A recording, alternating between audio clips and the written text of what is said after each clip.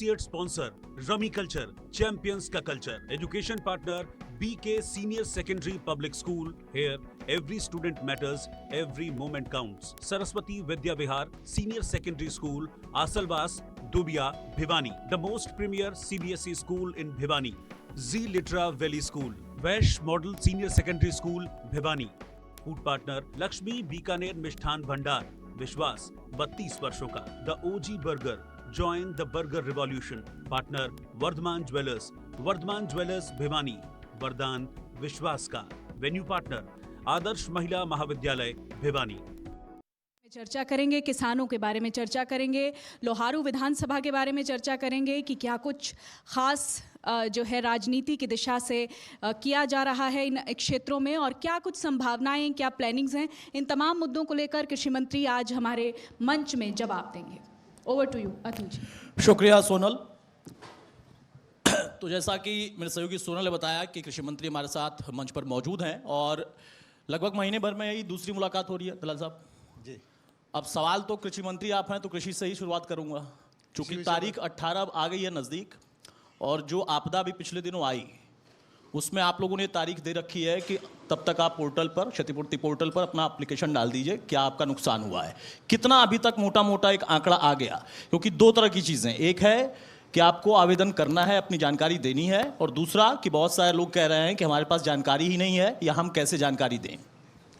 नहीं, ये इस बार जो समस्या आई है, अत्यधिक बारिश थोड़े से समय में हुई, जमुना में ज़्यादा पानी आया और हमारे कई जिलों के अंदर, घाघर के अंदर भी जलमग्न हो गया, दिल्ली तक बाढ़ चली गई और हमारे किसानों के खेतों में पानी चला गया, मवेशियों का नुकसान हुआ, कुछ घर गिर गए.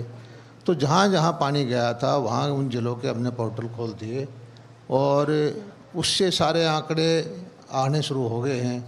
और उसका जो क्षतिपूर्ति का जो एक हमारा पोर्टल है, मेरी फसल मेरा ब्यौरा पर, तो उस पर हम चढ़ा करके लोगों के जो नुकसान की भरपाई करेंगे. उससे पहले हमने देखा था कि मुद्दा ये था कि पहले कैसे प्रबंध किया जाए, पानी आया है तो उसको कैसे निकाला जाए, गांव में घुसने से कैसे रोका जाए, या किसी को चारा देना है या किसी को अनाज की ज़रूरत है, किसी को खाने की ज़रूरत है, वो काम हम करते रहे जी. अब मुद्दा ये आ गया कि जिसका नुकसान है उसकी भरपाई करने का मुद्दा है, तो वो हम पोर्टल के माध्यम से आवेदन प्राप्त हो गए हैं और उसकी आंकड़ा जो आपके सामने रख देंगे, जब इसकी कैलकुलेशन चल रही है वो दे देंगे. इसको कैसे आप लोग जो नुकसान हुआ है उसका आकलन कैसे हो रहा है, सरकार उसको कैसे मॉनिटर कर रही है? क्योंकि किसान कई ऐसे हैं जिनकी पूरी फसल बर्बाद हुई है, वो अलग अलग ब्रैकेट आपने दे रखा है कि इतनी फीसदी फसल बर्बाद है तो इतना वो वाकई ऑथेंटिक होगा? ऐसा तो नहीं कि वो आंकड़ा ये रह जाए. नहीं, आंकड़ा बिल्कुल नहीं है. देखिए, ज़्यादा नुकसान जो पानी भरा था वो हमारा धान का इलाका था और धान लोगों ने लगा लिया था, धान की फसल जलमग्न हो गई थी. और अच्छी बात यह है कि उसमें से 80% लोगों ने दोबारा धान उसमें लगा दिया है जी. तो उस जो लगा दिया है तो उसका नुकसान कम है, उसको भरपाई हो गई, उसको कम कहेंगे. कुछ इलाका ऐसा है कि उन लोगों को धान की पौधे नहीं मिली या पानी नहीं उतरा, तो उनको हम जो पूरी फसल का नुकसान होता है उसके हिसाब से उनकी भरपाई करेंगे. कुछ आदमियों के घर गिर गए तो उसकी जो हमारा जो अधिकारी हैं, तहसीलदार हैं, एसडीएम हैं, डिप्टी कमिश्नर है, उनसे पूछेंगे कि कितना नुकसान हुआ है, उसकी उससे भरपाई करेंगे. किसी आदमी का मवेशी का नुकसान हुआ है तो उसकी वैल्यू लगा करके वो पूर्ति करेंगे. तरीका यही है. लेकिन हम कोशिश कर रहे हैं कि हर आदमी के घर तक हम पहुँचे, जिसका नुकसान है उसकी भरपाई करें. कुछ और फसलें भी खराब हुई हैं. अब धान, गेहूँ, ये तो पारंपरिक फसल है और आपकी सरकार लगातार जब से बनी है ये चर्चा चलती रहती है देश में भी और प्रदेश में भी कि हमें दूसरे अन्य फसलों की तरफ जाना है. वो सब्जी भी है, वो फल भी है. इस नुकसान में उसका भी आकलन अलग तरीके से कर रहे हैं. फिर मैं अगला सवाल लूँगा. नहीं, आकलन तो हम हर फसल का ही करते हैं, बागवानी का भी करते हैं, सब्जियों का भी करते हैं. लेकिन क्योंकि ये पानी जो आया था जमुना के साथ साथ था, हमारे जमुना के साथ साथ का जो 10-20 किलोमीटर का इलाका था, जीटी रोड से ज़्यादा उधर, जीटी रोड से इधर तो पानी आया नहीं. और आखिर में हमारे सरसा ज़िले का जो घग्गर का पानी था उस ज़िले के अंदर गया था. मोटे तौर पर मैं बताता हूँ, और भी फसल हो सकती है थोड़ा बहुत, लेकिन मोटे तौर पर ये इलाका धान का था. और धान में भी अभी जो खुशी की बात यह है कि लेट तो लगा, दोबारा दुगनी मेहनत करनी पड़ी और लोगों ने ज़्यादातर लगा दिया है, और जो नहीं लगा पाए उसको हम पूरा नुकसान की भरपाई कर देंगे। जो लगा पाए तो उसको एक्स्ट्रा खाद लगी, एक्स्ट्रा लेबर लगी, एक्स्ट्रा पौध का इंतजाम करना पड़ा, तो वो उसकी हम भरपाई करेंगे। अब चूंकि आपने कहा कि हमने किसान के जो नुकसान हुआ है उसका आकलन कर लिया है, भरपाई भी करेंगे, लेकिन राजनीतिक भरपाई नहीं हो पाती है। हर दिन कहीं ना कहीं से, वो चाहे कांग्रेस की तरफ से हो, चाहे नेलो की तरफ से हो, कई जगह तो हमने देखा कि दुष्यंत चौटाला भी कुछ कहते नजर आए, तो एक ऐसा लगा कि हाँ, ये मुद्दा कल को बड़ा राजनीतिक वाला बनेगा। जो विपक्ष में पूरी तरह से हैं वो तो मुद्दा बना ही रहे हैं, जो आपके साथ में उन्होंने भी कई बातें ऐसी कहीं कि हाँ भाई, हम नुकसान की भरपाई करेंगे, कुछ है कम रह गया है सरकार की तरफ से, वो भी करेंगे। ये क्या आपको नहीं लगता है कि चुनावी मुद्दा भी बनता जा रहा है? देखिए, विपक्षी पार्टियां जो है किसान के अंदर वोट ढूंढ देखती है। हम किसान को माई बाप समझते हैं, अन्नदाता समझते हैं, किसान के बच्चे हैं, किसान को वोट समझ करके राजनीति नहीं करते। जब से भाजपा की सरकार आई है, केंद्र में जब नरेंद्र मोदी जी आए तो उन्होंने किसान की आमदनी बढ़ाने का एक पूरे देशव्यापी अभियान चलाया, अलग अलग तरह की योजनाएं लगाई। हरियाणा के अंदर भी आज मैं समझता हूँ विपक्षी पार्टियाँ पिछले 4-5 साल से हर चीज़ को किसान के उसमें वोट के दायरे से देखती है। जब उनको वोट दिखाई देता है तो किसान दिखाई देता है। वो कभी भी कंपेयर नहीं करते। कभी मेरे किसी मंच पर आपके बैठ करके आंकड़ों से मेरे साथ बहस कराएं, किसी कांग्रेस के नेता से, दूसरे नेता से बहस करें कि भाई उनके वक्त में क्या हुआ था, हमारे वक्त में क्या हुआ है। हमने जितनी किसान हितैषी योजनाएँ लेके आए हैं, चाहे वो बिजली का मुद्दा हो, आज जो बिजली है 90% गाँव में अच्छी बिजली है। भाव बिजली के रेट जो हैं हर साल बढ़ते थे, ताकतवर आदमी बिजली की चोरी कर लेते थे, आम आदमी को उसका बिजली का बिल भरना पड़ता था। इस व्यवस्था को हमने बदला है। ट्यूबवेल की बिजली जो है हम 6,500 करोड़ रुपए के आसपास की सब्सिडी देते हैं, तो वो के वो रेट हैं। पिछले 9 साल से कोई रेट चेंज नहीं हुआ। इसी तरह से मंडियाँ जो है सबसे व्यवस्थित ढंग से चलाई। कोरोना के वक्त के अंदर मुझे ध्यान है, जब पहले कोरोना आया था तो हमारे जो व्यापारी भाई थे वो कहे थे हम तो नहीं मंडी को चलाएंगे, लेकिन हमने उसके अलावा सरपंचों से मंडियाँ चलाई, किसान की फसल खरीदवाई। और सबसे अच्छा काम हमारी सरकार ने जो किया है कि किसान के खाते में सीधा पैसा देने का, उससे किसान का सशक्तिकरण हुआ है। ये अकेला एक ऐसा काम था कि फसल किसान की, खरीदार सरकार, पैसा किसी तीसरे को जाता था। ये आवाज़ किसी ने, जो हमारी दूसरी पार्टी विपक्ष की पार्टियां हैं, उन्होंने नहीं उठाई। लेकिन हमने किसान को पैसा दिया तो उन्होंने कहा कि भाईचारा ना तोड़ो। उनका मंडी वाले का किसान का भाईचारा है। भैया, जब किसान की उपज है, किसान की फसल है, तो किसान के खाते में पैसा देने में कैसे भाईचारा टूटता है? तो तरह तरह के इस तरह आज अभी के मुद्दा देखिए, आपको हमारे पास आंकड़े हैं कि बीमा की राशि है या खराबे की राशि है। हमारे से पहले 10 साल की सरकार थी, उसने 1150 करोड़ रुपए सारे 10 साल के अंदर किसानों को हरियाणा सरकार से दिया। हमने 4,000 करोड़ रुपए से ज़्यादा पैसा 4 गुना किसानों के खाते में दिया है। जब हम बीमा योजना लेकर के आए तो इन लोगों ने पूरा विरोध किया है कि इससे किसान बर्बाद हो जाएगा, सेठ साहूकार बन जाएंगे, कंपनियां बन जाएंगी। हरियाणा के अंदर 1850 करोड़ के आसपास किसानों से हमने पैसा कंपनियों का 2016 से लेकर आज तक दिलवाया है। और उसके अलावा कुछ पैसा हरियाणा सरकार ने दिया, कुछ पैसा भारत सरकार ने दिया। वो सारी किट्टी कंपनियों को गई है। तो 7,500 करोड़ रुपए के आसपास हम किसानों के खाते में पैसा दे चुके हैं। लेकिन जब आप खाते में किसानों के पैसे की बात करते हैं तो मुझे याद आता है, और आपने भी 2-3 दिन पहले वक्तव्य दिया भी था, सिरसा में, हिसार में, तमाम जगह पर कुछ किसान बैठे हुए हैं और मामला ये है कि आप कह रहे हैं कि सरकार सीधे खाते में पैसा डाल रही है। 750 करोड़ बीमा क्लेम इस वक्त किसान का उनके खाते में नहीं जा रहा है। इस बात को लेकर किसान नाराज हैं और आपने भी कहा कि सरकार इस पर पहल 750 करोड़ नहीं है, 500 करोड़ से ज़्यादा है। आप एक बात सुनिए, जब 2 आदमी के अंदर उन कंपनियों में, सरकार में या कंपनी सरकार में एग्रीमेंट होता है तो उसके अंदर कोई डिस्प्यूट है तो एक डिस्प्यूट रेजोल्यूशन की क्लॉज भी होती है। उस ऐसी ही क्लॉज कंपनियों को लगता है कि हमारे से ज़्यादा पैसा लिया जा रहा है तो वो किसी कोर्ट कचहरी में जा सकते हैं। इस देश में ऐसा कुछ नहीं है कि उसको कोई रेमेडी मिले ही ना। कंपनी हमारे यहाँ उसमें गई थी स्टेट के अंदर, वहाँ हमने कंपनी के खिलाफ फैसला किया। उसके बाद कंपनी गई, जो भारत सरकार की कंपनी थी हरियाणा की, जो टेट है, 2 दिन पहले वहाँ पर गई। वहाँ हमारे अधिकारी, हम गए, उनसे पूरी आंकड़े रखे, डाटा रखा और उनको कन्विंस किया कि किसान का हक जो है जायज़ है, हरियाणा सरकार जायज़ है, कंपनी गलत बोल रही है। हमने केंद्र के अधिकारियों से बात की, केंद्रीय मंत्री से बात की। किसान की जब मुद्दा आता है, किसान बीमा करा के भूल जाता है। पर ये तो मानते हैं ना कि कंपनियां गड़बड़ करती हैं। गड़बड़ नहीं करती है। देखिए, अब जब आप दो आदमी के है, डिस्प्यूट करने का अधिकार उनको है, लेकिन वो इतना ही कर सकती हैं कि 2, 4, 6 महीने अपनी लड़ाई लड़ सकती हैं। लेकिन हम उनको नोटिस देते हैं कि अगर टाइम पे पैसा नहीं दोगे तो आपसे ब्याज भी लिया जाएगा, हम आपको ब्लैक लिस्ट करेंगे। हम कंपनियों के साथ नहीं, हम किसानों के साथ हैं। और मैं इसी वजह से ये है कि हरियाणा अकेला प्रदेश है देश के अंदर जहाँ 1200-1400 करोड़ रुपया कंपनियों को जो गया है, हरियाणा सरकार का, दिल्ली केंद्र सरकार का और किसान का, उससे ज़्यादा पैसा मिला है। और हरियाणा के 8-7 लाख किसान हर साल बीमा कराते हैं और उनसे प्रीमियम जाके, सबकी फसल तो खराब नहीं होती, जो 2 से लेकर 4 लाख एकड़ तक की फसल खराब होती है उनको हम पैसा दिलवाते हैं। और अब जो है ये योजना कोई वो नहीं है कंपलसरी, स्वैच्छिक है। किसान को फ़ायदा दिखता है तभी तो वो प्रीमियम कटवा रहा है। आज मैं कहता हूं कि हरियाणा के अंदर कंपनियां काम करने की इच्छुक नहीं है, लेकिन उनको क्योंकि व्यापार करना है, देश में और भी कहीं काम करना है, हरियाणा में घाटे में भी वो काम करती है। ठीक है, अब चूंकि राजनीति पर भी मैंने एक सवाल ले लिया, फिर से उस पर आऊँगा। व्यक्तिगत तौर पर आपके बारे में एक छवि है कि आप अपने व्यस्ततम शेड्यूल में से भी वक्त निकालकर अपने क्षेत्र में समय देते हैं। ये अच्छी चीज़ है, राजनेताओं के बीच में होनी चाहिए।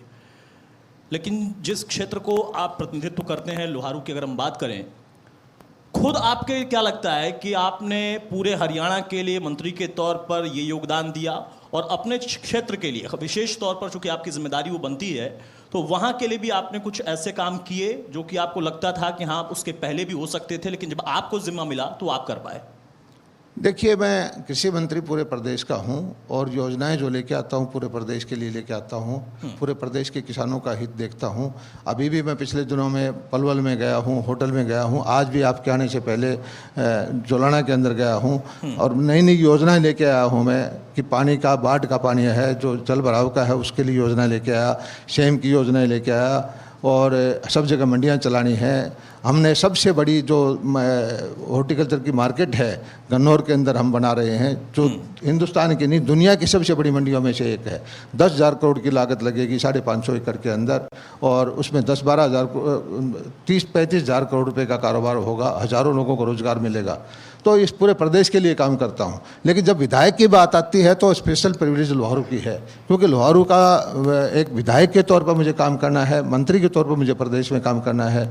और ख़ास करके मैं मनोहर लाल जी का धन्यवाद देता हूं कि जब दक्षिणी हरियाणा की बात आती है तो ये पानी उन्होंने दिया है दक्षिण हरियाणा को, जो सूखी धरती, सूखी नहरों को, उसके लिए मैं उनका धन्यवाद करता हूं। बिजली अच्छी दी है, उनका अच्छा धन्यवाद करता हूं। बाजरे की खरीद करके बाजरे के भावांतर भरपाई की योजना दी है, उसके लिए धन्यवाद करता हूं।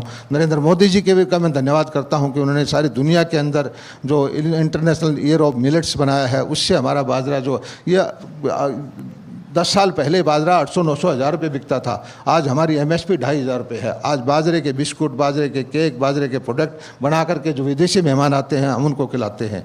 तो इस तरह से हमारे इलाके के अंदर पानी दिया, बिजली दी, मंडियाँ चलाई और ख़ास करके जो सेंटर, जो बड़े बड़े प्रोजेक्ट लेके आए हम हमारे दक्षिण हरियाणा में, जो यूनिवर्सिटी का एक सेंटर है मोटे अनाज का, बाजरे का, वो हमारे इलाके के अंदर आया है। जो बागवानी का सेंटर है इजराइल की विधि से बागवानी का, वो गिगनाऊ गांव में आया है। जो बागवानी यूनिवर्सिटी है महाराणा प्रताप यूनिवर्सिटी, उसका सेंटर इधर आया है। तो ये सेंटर जब बनते हैं तो किसानों को इस चीज़ के बारे में पढ़ाने में, उनको बीज देने में, उनको खाद देने में, उनको ट्रेनिंग देने में उसको सुविधा होगी। और जितनी योजनाएं मैं कहता हूं कि हरियाणा कृषि विभाग की हैं, देश में किसी की भी नहीं है। 80,000 लोगों को तो हमने सब्सिडी पर मशीनरी दी है, सब्सिडी, उसके अलावा पॉली हाउस का काम हम कर रहे हैं। प्राकृतिक कृषि की तरफ हमारा विशेष ध्यान है। 3 दिन पहले मैं गया था, हमारे पूर्व राष्ट्रपति कोविंद साहब थे, 4 प्रदेशों के गवर्नर थे। प्राकृतिक कृषि के लिए हम किसानों को ट्रेनिंग दिलवा रहे हैं। कोई प्राकृतिक कृषि कोई करना चाहता है किसान, उसके लिए हम उसको ट्रेनिंग दिलवाते हैं। ड्रम का पैसा है, जीवामृत, घनामृत बनाने के लिए उसके लिए उसको 3,000 रुपये देते हैं। कोई देसी गाय पालता है तो 25,000 रुपये उसको सब्सिडी देते हैं। हर कदम पर हम किसान का हाथ पकड़ के उसको चाहते हैं कि किसान समृद्ध हो।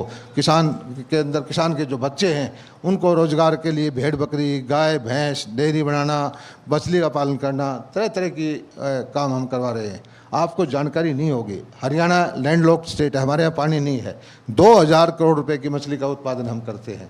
हमने कम से कम 2,000 किसान ऐसे तैयार किए हैं जो झींगा का उत्पादन कर रहे हैं और उससे उनके उत्पादन जो है यहाँ से आंध्र प्रदेश में जाकर के अमेरिका में जाता है, हमारी विदेशी मुद्रा फॉरेन एक्सचेंज अर्निंग हो रही है।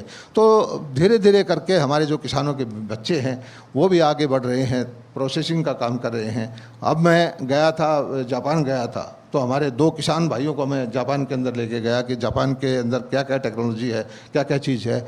हम हर बार मेला लगाते हैं पशुओं का, अच्छी नस्ल के पशु बना के लिए। आपने पिछले यहाँ हमने दादरी में लगाया, भिवानी में लगाया, किसान जो पशुपालक हैं उनको इनाम देते हैं। जो किसानों के मेले हम यूनिवर्सिटी में लगाया, और अब आगे हमने यूनिवर्सिटी के अंदर पिछले महीने मीटिंग की थी। हमने कहा कि भाई हमारा किसान की आमदनी बढ़ाना है तो आपको पशु की नस्ल को सुधारना है। आज हमारी गाय भैंस जो दूध देती है, अगर हम उसका दुगना दूध कर दें तो किसान की आमदनी बिल्कुल निश्चित तौर पर, खाना तो उसका खुराक या खाना तो 10% बढ़ेगा। कैसी नस्ल होगी अगर थोड़ी सी ज़्यादा हेल्दी होगी तो, लेकिन उसके दूध की अगर प्रोडक्ट दूसरा हो जाएगा।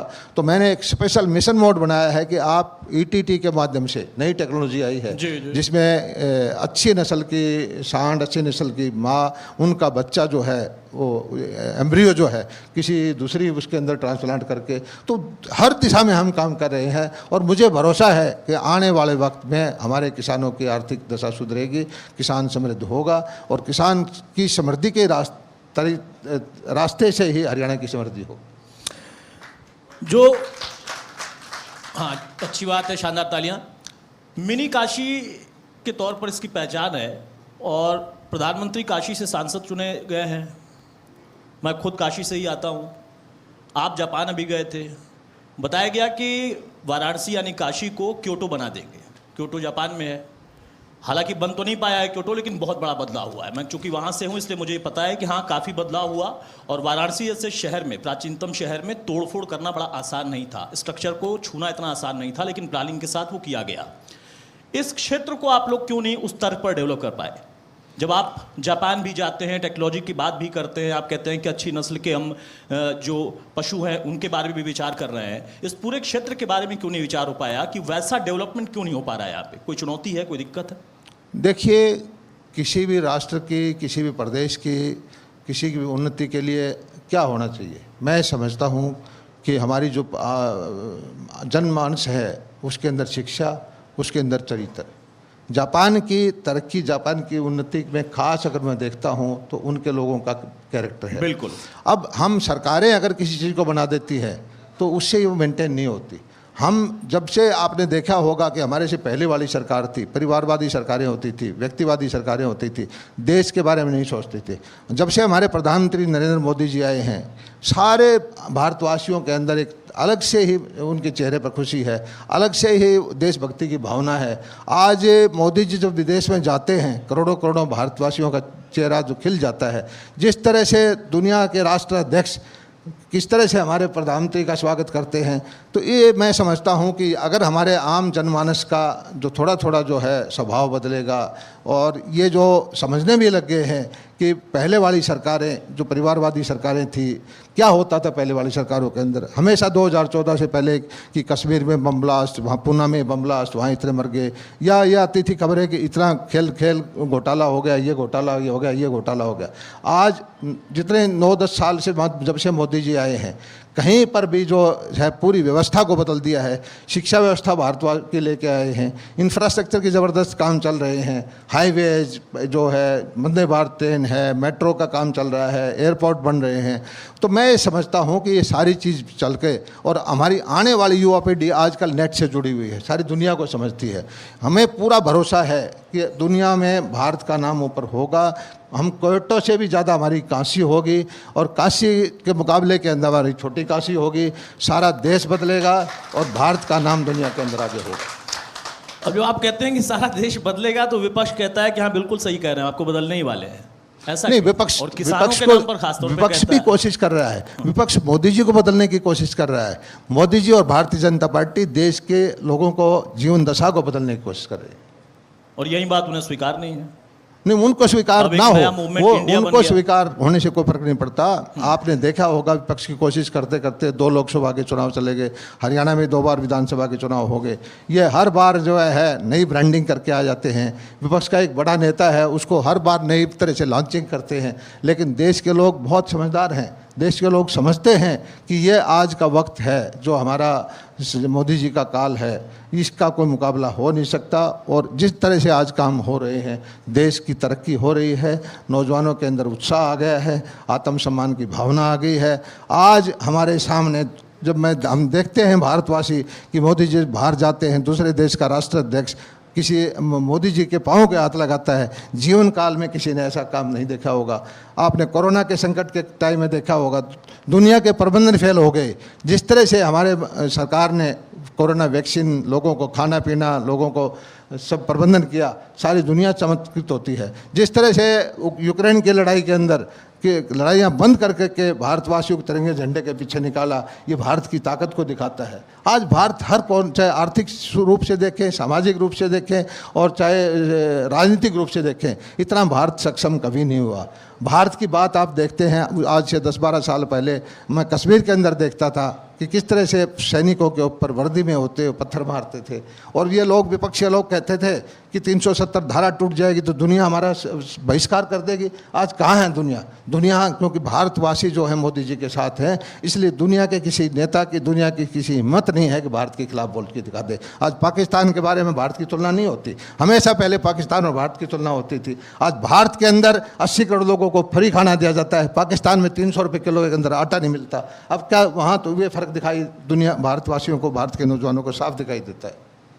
ठीक है, लेकिन इसमें कोई शक नहीं है कि आप लोग लगातार जीत रहे हैं, लेकिन राजनीति में बदलाव कभी भी हो सकता है। और आपके शीर्ष नेतृत्व को मैं सुनता हूं तो हमेशा ये कहते भी हैं कि हर पल हमें चुनावी मोड में रहना है। वो आप पर राजनीतिक आरोप भी लगता है और वो कहते हैं कि हम ठीक है, हम सरकार भी चलाते हैं, हम सत्ता में भी रहते हैं, लेकिन हमारा संगठन लगातार सक्रिय रहता है। आपको नहीं लगता कि हाँ इस बार संकट बड़ा होगा हरियाणा के लिहाज से खासतौर, क्योंकि किसान भी मुद्दा है, आप कह रहे हैं कि बिल्कुल मुद्दा नहीं है, नौजवान मुद्दा आप कह रहे हैं बिल्कुल मुद्दा नहीं है, रोजगार मुद्दा आप कह रहे हैं बिल्कुल मुद्दा नहीं है, और वो सारे दल जिसमें कुछ नए दल भी शामिल हो गए और बड़े आक्रामक तरीके से, आम आदमी पार्टी की मैं बात कर रहा हूं, बहुत आक्रामक तरीके से आप लोग पर हमलावर है। अभी अनुराग ढांडा यहां पर मौजूद थे थोड़ी देर पहले, कॉन्फिडेंस नहीं बल्कि मुझे तो उनका ओवर कॉन्फिडेंस दिख रहा था, लेकिन अगर कॉन्फिडेंस था तो आप लोगों के लिए खतरनाक होगा। देखिए, कहाँ है आम आदमी पार्टी? हरियाणा के अंदर कहीं आम आदमी पार्टी है? आम आदमी पार्टी के नेता मेरे क्षेत्र से हैं, मैं लोहारू से चुनाव लड़ता हूँ, सिवानी के रहने वाले हैं। हरियाणा के किसान को पूरा पूरा भरोसा था जब पंजाब में उनकी सरकार आई। हर आदमी को भरोसा होता है कि भाई हमारा सन ऑफ द सॉइल है, न्याय करेगा, और ये उम्मीद थी कि एसवाइल का पानी, सबसे पहला एक घोषणा उनकी ये होगी कि भाई जो जायज़ मांग है, जिसका सुप्रीम कोर्ट से हम जीत चुके हैं, वो पानी हरियाणा को देंगे। लेकिन जो स्टैंड उन्होंने लिया, मैं कहता हूँ हरियाणा के किसान के खून के आंसू रो रहा है। कुछ भी हो जाए, मैं कहता हूँ किसी 90 की 90 सीट में आम आदमी पार्टी की जमानत नहीं बचेगी, क्योंकि हरियाणा प्यासी धरती है, यहाँ के रहने वाले हैं, और वो ये कहते हैं कि हमारे पास एक बूंद भी पानी नहीं है। और अभी बाढ़ के वक्त में पंजाब के मुख्यमंत्री जी मजाक उड़ा रहे हैं, इतने सीरियस उस पर जिम्मेदारी के पद पे कहते हैं हुण ले जाओ पानी, तो हुण ले जाओ पानी। ये कोई क्या मजाक? एक राजनेता को क्या शोभा देता है कि हरियाणा किसान की प्यासी धरती पे पता है कि हमें पानी की ज़रूरत है, हमारा ऐसे मजाक उड़ाया जाए? तो आम आदमी पार्टी हरियाणा के अंदर कभी सोच भी नहीं सकती कि उनको कोई एक सीट पर भी जमानत बचेगी उसकी। इसी तरह विपक्षी पार्टियाँ हैं, हर बार ये नई नई तरह से लॉन्चिंग करते हैं। अब इन्होंने यूपीए हटा करके इंडिया बनाया है, या INDA नाम ऐसा रखा है कि उनका तो वो उनके ऊपर कोई आरोप ना लग सके, उनके ऊपर कोई व्यंग ना कर सके। लेकिन नाम बदलने से कुछ नहीं होता। अब कोई बुरे काम करने वाला अपने आप को कोई सन्यासी या साधु का नाम रख ले तो कोई लोग उसको मानेंगे थोड़ा ही। ये लोग हर बार ऐसे ही ब्रांडिंग करते हैं, ऐसे ही लॉन्चिंग करते हैं। लेकिन भारत की जनता, भारत का वोटर बहुत समझदार है, वो हमेशा लड़ाई लड़ते हैं सत्ता की, मोदी हटाने की। हमारी जो है भावना एक ही है कि जनता ने हमें जिम्मेदारी दी है, जनता हमारी मालिक है और हम इनके सेवक हैं। और हमारी भारतीय जनता पार्टी का प्रत्येक कार्यकर्ता, चाहे वो पन्ना प्रमुख का हो, आम वोटर हो, चाहे प्रधानमंत्री हो, चाहे मुख्यमंत्री हो, जनता को मालिक समझ के काम करता है, जनता को की सेवा में हमेशा लगे रहते हैं। तो कोई जब तक जनता चाहेगी हम उनकी सेवा करेंगे। और इन विपक्षी पार्टियों का दूसरी पार्टियों के इसमें ब्रांडिंग से, बहकावे से कोई फर्क नहीं पड़ने वाला। बड़ी चीज़ थी कि अभी पिछले दिनों नूह में जो हुआ, और सरकार पर आपके फिर से आरोप लग रहा है कि बीजेपी जो कि दंगा कराने वाली पार्टी है और ये सरकार इसी दम पर चलती ही है। ये सीधा राजनीतिक आरोप पर आप पर हर एक पार्टी ने लगा दिया। वहाँ के क्या तथ्य हैं वो तो जांच का विषय है, जांच अभी चल रही है, कुछ चीज़ें निकल कर आई हैं। लेकिन नहीं लगता कि हाँ कहीं ना कहीं वाकई बड़ी प्रशासनिक चूक थी, जिससे आपकी सरकार पर भी सवाल खड़ा हुआ और विपक्ष को मौका भी मिला? क्योंकि विपक्ष में जो होता है वो मौके की तलाश में रहता है, वो पूछता है। देखिए, वहाँ जो पर कैसे जो महसूस जो कुछ हुआ दुर्भाग्यपूर्ण है, वो नहीं होना चाहिए था। और हम तो एक ही चीज़ कहते हैं कि ऐसी पुनरावृत्ति नहीं होगी, और जिसने भी ये किया है उसको बिहाइंड द बार उसको कानून उस पर काम करेगा। और भारतीय जनता पार्टी या हरियाणा सरकार एक एक आदमी की जिम्मेदारी लेने को तैयार है, एक एक आदमी की रक्षा करने के लिए तैयार है। हरियाणा में इस तरह की घटना दोबारा नहीं होगी। नहीं, वो लोग कहते हैं कि संयोग नहीं प्रयोग था, ये जानबूझकर किया हुआ। ये विपक्षी छोटी मानसिकता के लोग इस तरह की बात करते हैं। हम हरियाणा एक, हरियाणवी एक, इस भावना से काम करते हैं। हमारे लिए कोई जाति, कोई धर्म कुछ नहीं, शासन का कोई धर्म नहीं होता। हमारे लिए सब बराबर हैं। प्रत्येक हरियाणवी की सेवा के लिए हम लगे रहते हैं, बगैर भेदभाव के, बगैर तुष्टीकरण के हम राजनीति करते हैं। कांग्रेस की तरह नहीं है कि अपने ज़माने के अंदर वो एक वर्ग के लिए को आगे बढ़ाती रही, दूसरे को नीचे करती रही। हमारे लिए सब बराबर हैं, और ऐसी ये जो कानून व्यवस्था की जो समस्या आई, ऐसी आगे नहीं होगी। हम इसकी पूरी आपको विश्वास दिलाते हैं। ठीक है, आम आदमी पार्टी को आपने खारिज किया, कांग्रेस का आपने जिक्र किया, तो कांग्रेस को लेकर एक सवाल ले लेता हूं। जिस दिन हम भिवानी में मौजूद हैं, हम मंच पर हैं, आपके साथ चर्चा कर रहे हैं, उसी दिन कांग्रेस भिवानी लोकसभा क्षेत्र को लेकर दिल्ली में बैठक कर रही है। मतलब तैयारी एक एक लोकसभा के हिसाब से वो कर रहा है, बिल्कुल फुल प्रूफ प्लानिंग है। अब आप कहते हैं कि उनके यहाँ धड़े बहुत हैं, वो कहते हैं कि हमारे पास नेता बहुत हैं और यही नेता भारी पड़ेंगे। देखिए, आपके सामने मुझे कहने की ज़रूरत नहीं है। पिछले 10 साल से आप क्या देख रहे हैं? कांग्रेस के प्रदेश अध्यक्ष हैं, उसको कांग्रेसी मार रहे हैं। दूसरे प्रदेश अध्यक्ष महिला बनाई गई, उसको कोई सम्मान नहीं मिला। 10 साल से कांग्रेस जो है नीचे गांव में, ब्लॉक में जाने की बजाय जिला स्तर तक अपने जिलाध्यक्ष नहीं बना पाई। अभी प्रभारी बदल जाते हैं लेकिन उनके वो जिलाध्यक्ष नहीं बना पाते। अभी प्रभारी नए आए, उन्होंने भी कहा है कि 2-3 महीने का समय और लगेगा। कांग्रेस पार्टी कोई पार्टी नहीं है, ये कुछ परिवार का कुछ उनका संगठन है जो सत्ता की लड़ाई लड़ते रहते हैं और वर्चस्व अपना कायम करने रहते हैं, और इनका जनता के हित से कोई लेना देना नहीं है। जब ये सत्ता में आ जाते हैं तो अपना निजी हित पूरा करते हैं। और अभी मैं फिर बार बार कहता हूं कि कांग्रेस को हराने के लिए किसी और की ज़रूरत नहीं है, कांग्रेस ही काफ़ी है। आप देखते हो कि कांग्रेस पार्टी का आप एक बार एक ऐसी मीटिंग दिखा दीजिए जिसमें कांग्रेसी सारे हाजिर हों। कभी एक धड़े की मीटिंग होती है, कभी दूसरे धड़े की मीटिंग होती है। पीछे भी यहाँ भिवानी में एक धड़े की मीटिंग थी, दूसरा धड़ा बेचैन है, वो लोगों से प्रार्थना कर रहा है कि हम भी मीटिंग करके दिखाएंगे। तो कांग्रेस में कोई ये चलता रहता है, और इसी तरह टिकटों का हथियाने का इनका लड़ाई है कि कितनी ज़्यादा से ज़्यादा टिकटें हथाएँ, कितनी ज़्यादा से ज़्यादा टिकटें बेचें। इनको यही इनकी कांग्रेस पार्टी में रहता है, और वही इस बार होगा। ठीक है, अब चूंकि आप लोग जब मैनिफेस्टो बनाएंगे, चुनाव में जाएंगे, और उस वक्त इस बात का जिक्र करेंगे कि हमने वादा किया था, 10 साल कमोवेश हमारी सरकार दोनों जगह पर हो गई, केंद्र में भी और राज्य में भी। स्वामीनाथन आयोग का जिक्र होता है, कांग्रेस जब कुछ कहती है तो मैं सीधा उनसे पूछ लेता हूं कि आपने किया क्या था? आयोग बना दिया था लेकिन कुछ नहीं किया था। आपसे जब मैं पूछता हूं, आप ये कहते हैं कि हमने कुछ चीजें कर दी हैं, यानी संपूर्ण अभी पूरा कुछ भी नहीं हुआ है। आय दोगुनी करने का वादा आप लोगों का था 22 में, अब 24 में आप चुनाव में जाएंगे। ये कुछ ऐसी चीजें हैं जो कि वही किसान जिसका आप बार बार जिक्र करते हैं कि सरकार ने उनको मजबूत किया है, सीधे खाते में पैसा देकर, उनके बारे में सोचकर, उनके बारे में और प्लानिंग करके।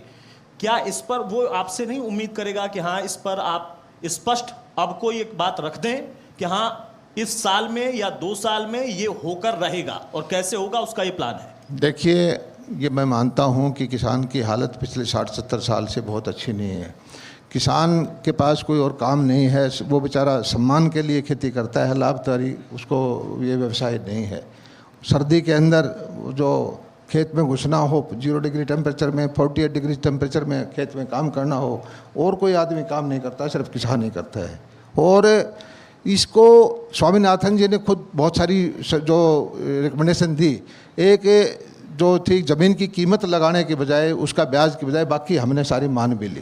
कांग्रेस पार्टी ने स्वामीनाथन आयोग की रिपोर्ट को कई सालों तक वहाँ ठंडे बस्ते में रखा है, और मैं तो कहता हूँ स्वामीनाथन जी ने खुद कहा है कि हमने वो लागू की है। और इसके सामने है आपकी बात, आप मेरी बात सुनिए कि 2014 के अंदर क्या भाव सरसों का था, क्या भाव बाजरे का था, क्या भाव कपास का था, और आज क्या भाव है।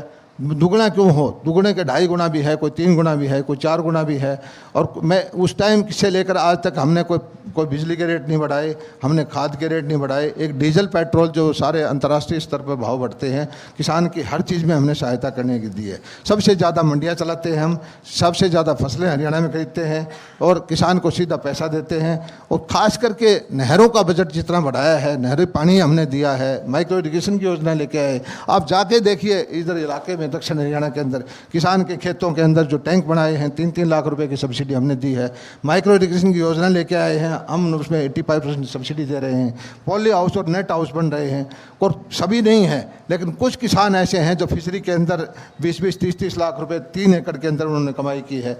कुछ किसान ऐसे हैं जिन्होंने पॉली हाउस के अंदर मान लिली के फूल लगाए हैं। एक किसान ने 1 एकड़ के अंदर 40 लाख रुपए का प्रॉफिट किया है। बहुत सारे किसान ऐसे भी हैं जिन्होंने नेट हाउस, पॉली हाउस के अंदर 1-1 साल के अंदर 7-7 लाख रुपए का खीरा पैदा किया है। हम फसलों का डाइवर्सिफाई करके किसानों को मॉडर्न एजुकेशन दे करके उनके लिए मंडी की व्यवस्था करके हम चाहते हैं कि किसान की आमदनी दुगनी नहीं 4 गुनी हो, 6 गुनी हो। और जब तक किसान की आमदनी इस देश में नहीं बढ़ेगी, किसान सक्षम नहीं होगा, ग्रामीण अर्थव्यवस्था तेज गति से नहीं बढ़ेगी, तब तक 2 भारत बन जाएंगे। बहुत इंपॉर्टेंट बात आपने कही। और यहाँ पर सवाल जब आप उठाते हैं कि किसानों की बात और हरियाणा के किसान की अगर हम बात करते हैं, तो मैं इसको थोड़ा सा तुलनात्मक अध्ययन करता हूँ कि यूपी और बिहार, पश्चिम यूपी को छोड़ दें, पूर्वांचल और बिहार का जो हिस्सा है वहाँ के हिसाब से हरियाणा का किसान अपने आप में उन्नत है। चूंकि आप जापान गए थे पिछली बार जब हम चर्चा कर रहे थे, उसी दिन आपको जापान जाना था। टेक्नोलॉजी को लाना और किसान तक पहुंचाना, वो चाहे मवेशी की अच्छी नस्ल की बात हो या फिर जो किसान जो कि खेती कर रहा है उसको पारंपरिक खेती से अलग बदलना, ये बहुत ज़रूरी है। आपके पहले भी कृषि मंत्री थे, वो भी दौरा करते थे, आप भी दौरा कर रहे हैं, लेकिन वो चीज़ ज़मीन पर नहीं हो पा रही है। उसमें कहाँ कमी आ रही है? नहीं, ऐसा नहीं है। देखिए, मैकेनाइजेशन का काम हरियाणा के अंदर हुआ है। मैं ये नहीं कि हर सरकारों में थोड़ा बहुत हुआ है। जब मैं छोटा था मुझे पता है कि बैलों की जोड़ी के साथ जो है गेहूं के निकालते थे अनाज, 1-1 महीना लग जाता था उसके अंदर। आज मशीनों से सरसों की कटाई होती है, मशीनों से गेहूं की कटाई होती है, मशीनों से और काम होता है। और हरियाणा में कहता हूँ प्रदेश जो है देश के अंदर नंबर 1 है। हमारे यहाँ तो मैं कपास चुगने के लिए पंजाब से, राजस्थान से, बिहार से मजदूर आते हैं। हमारे यहाँ जो सरसों की कटाई करने के लिए आज के दिन मशीन पे काम होता है। आजकल किसान की हर चीज़ जो चाहे तो उसका सरसों का बचा हुआ रेजिड्यू है, कपास का रेजिड्यू है, कोई भी चीज़ है, हर चीज़ का ग्राहक है। कोई 3 रुपये किलो बिकती है, कोई 4 रुपये किलो बिकती है। तो मैकेनाइजेशन हुआ है और आगे भी धीरे धीरे हो ही रहा है। मैंने आपको पहले बताया है कि 80,000 मशीनरी हमने किसानों को 70%, 60%, 50% सब्सिडी दे रहे हैं। धीरे धीरे करके हमने FPO बनाए हैं। हम जो नेट हाउस, पॉली हाउस की उनको ट्रेनिंग दे रहे हैं, प्राकृतिक खेती की ट्रेनिंग उनको दे रहे हैं। जापान से मैंने कहा, जायका से हम कोशिश कर रहे हैं कि 3,000 करोड़ का लोन लेकर के जो मंडी हमने अंतर्राष्ट्रीय स्तर की बनाई है उसकी बैकवर्ड लिंकेज करवाई जाए। पीछे से हर ब्लॉक लेवल पर ऐसे जो एक संस्थान बने कि किसान की फसल जो सब्जी है, फल है, फूल है, वहाँ आए, वहीं सॉर्टिंग रेडी हो जाए, वहीं छोटा सा कोल्ड स्टोरेज हो, कोल्ड चेन में ले जाके पैकिंग हो जा करके सीधा वहाँ जाए। जो उसका जो प्रोडक्ट है बिल्कुल दुनिया में जो इसकी डिमांड है अंतर्राष्ट्रीय स्तर। अब एक आखिरी सवाल, समय थोड़ा कम है, सिर्फ इतना कि एक मंत्री के तौर पर पूरे प्रदेश के लिए आपने बताया कि जिम्मेदारी और आप निभाते भी हैं, और विधायक के तौर पर आपने कहा कि अपने क्षेत्र के लोगों के लिए जिम्मेदारी है। इस बार कोई चुनौती कहीं से दिखता है, आपको लगता है कि हाँ कोई चुनौती है, चुनावी साल में आप जाएंगे? दूसरा कि अपने उस क्षेत्र की जनता के लिए आपका क्या संदेश होगा? देखिए, मंत्री के तौर पर मैं पूरे प्रदेश का मंत्री हूँ और क्षेत्र के बीच में मैं हमेशा रहता ही हूँ। और मैं एक ही चीज़ कहता हूँ, क्षेत्र की जनता को हमेशा कहता रहा हूँ कि मैं तो सेवक हूँ, आपने मुझे जो कलम दी है, जिम्मेदारी दी है, जो मेरे से बन सकता है मैं करता रहता हूँ। हर वक्त ये देखता हूँ कि किसान की भलाई कैसे हो, हर वक्त ये देखता हूँ कि गरीब आदमी के आंसू कैसे पहुँचे जाए। मैं ही नहीं, पूरी सरकार की हमारी नीयत ऐसी है। पहले वाली सरकारों की तरह नहीं है कि हम वोट लेकर के एयर कंडीशनर में बैठ करके दिल्ली में और वहाँ से हुक्म चलाएँ। हम फील्ड में रहने वाले आदमी हैं। संकट जो कोरोना का आया तो हम हमेशा हमारे पूरे ज़िले के अंदर गए। जब ऑक्सीजन का संकट आया तो अमेरिका से हमने कंसंट्रेटर मंगा करके अमेरिकन अमेरिकन ब्रांड के हमने सारे हॉस्पिटल के अंदर बंटवाए। मंडी का जब चैलेंज आया तो हमने मंडियां चलाई, और टिड्डी आई तो हम रात के 12 बजे भी हमारे किसानों के साथ में खड़े पाए। ये कोई किसानों के ऊपर एहसान नहीं कर रखे, किसानों का एहसान हमारे ऊपर है, उन्हें हमें जिम्मेदारी दी है, उन्होंने हमारे ऊपर विश्वास जताया है, और हम यही कोशिश करते हैं कि किसान के विश्वास को ना तोड़ें, किसान के विश्वास के ऊपर खरा उतरे। जब तक वो चाहेंगे हम उनकी सेवा करेंगे और अपनी पूरी सामर्थ्य लगा देंगे कि कहीं पर भी ऐसा नहीं हो। कि हम तो यही प्रार्थना करते हैं कि हमारे से कोई गलती, हमारे से भूल ना हो। चलिए भाई, जोरदार तालियां। बहुत शुक्रिया केपी दलाल साहब हमारे साथ जुड़ने के लिए। तो कृषि मंत्री को आप सुन रहे थे, बहुत बेबाकी से हर सवाल का उन्होंने जवाब दिया और स्पष्ट तौर पर उन्होंने कहा कि जनता ने हमें चुना है, जिम्मेदारी के साथ चुना है, हम जिम्मेदारी से पीछे हटेंगे नहीं, डटे रहेंगे। आगे चुनावी साल में हम जनता के बीच फिर से जाएंगे अपने काम के आधार पर। और किसानों के लिए उनका ये मानना है कि हाँ, अभी भी बहुत सारी कमी है जिसको दुरुस्त करना होगा। सहयोग उसमें किसानों को और खुद सरकार को मिलकर आपस में ही करना होगा, ताकि एक ऐसा रोड मैप बना सकें जो इनका खुद का जो वादा है 22 में पूरा हो सकता था लेकिन अभी तक नहीं हुआ, वो वादा पूरा हो सके। फिलहाल के लिए मंच कार्यक्रम में आज इतना ही। आप देखते रहिए India News Haryana. Associate sponsor Rummy Culture, champions का culture. Education partner BK senior secondary public school, here every student matters, every moment counts. Saraswati Vidya Vihar senior secondary school, Asalwas, Dubia, Bhiwani. The most premier CBSE school in Bhiwani. G Litera Valley school, Vaishya model senior secondary school, Bhiwani. Food partner Laxmi Bikaner Mishthan Bhandar, विश्वास 32 वर्षों का। द OG burger, join the burger revolution. Partner Vardhman jewellers Bhiwani, वरदान विश्वास का। Venue partner आदर्श महिला महाविद्यालय भिवानी।